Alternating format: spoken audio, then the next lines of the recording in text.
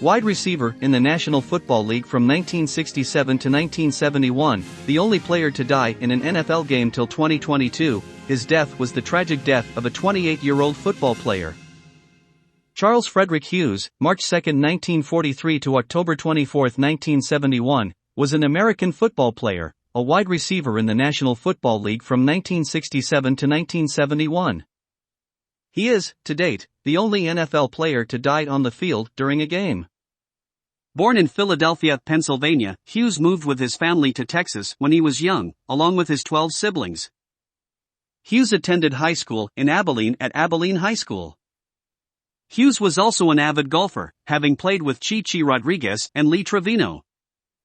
Hughes played college football at Texas Western College, now the University of Texas at El Paso, where he is still listed in the all-time football records.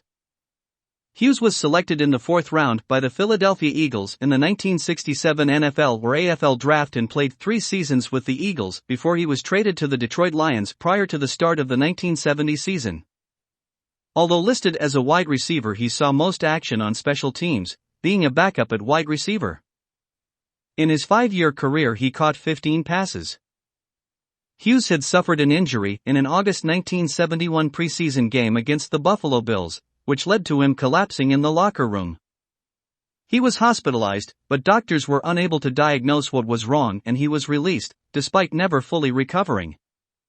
Hughes, who would suffer from what he believed was acid reflux and other maladies for the remaining 2 months of his life, insisted on continuing to play, saying that the pain he was experiencing was not that bad. On October 24, 1971, the Lions hosted the Chicago Bears at Tiger Stadium. Late in the 4th quarter, with Detroit trailing 28-23, the Lions were driving into Chicago territory and Hughes, who entered the game as an injury replacement, caught a pass from quarterback Greg Landry for 32 yards and a first down at the Bears' 37-yard line. 3 plays later, Landry threw a pass that tight end Charlie Sanders dropped near the end zone. Hughes, a decoy on the play, began running back to the huddle with 1:02 showing on the clock. Suddenly, he dropped to the turf clutching his chest around the 20-yard line. Hughes collapsed near Bears linebacker Dick Butkus, who saw him begin to convulse violently on the field. Butkus motioned to the sideline frantically to get Hughes assistance. Both teams' doctors and trainers, along with a physician who happened to be attending the game, ran to Hughes to try to save him.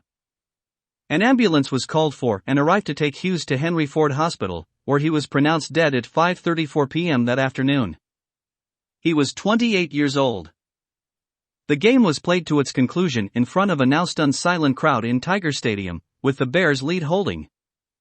The Lions awaited word of Hughes' condition after the game and the players were informed once word had broken that he was dead. A post-mortem examination revealed that Hughes was suffering from undiagnosed and advanced arteriosclerosis, one of his coronary arteries was 75% blocked, and that he had a family history of heart disease. The direct cause of death was a coronary thrombosis, which caused a massive myocardial infarction that cut off the blood flow to his heart. Hughes was buried in San Antonio, Texas, and all 40 of his Lions teammates attended his funeral, including head coach Joe Schmidt.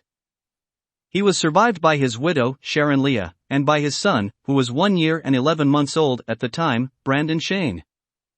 A $10,000 trust fund was set up for his son by an insurance company.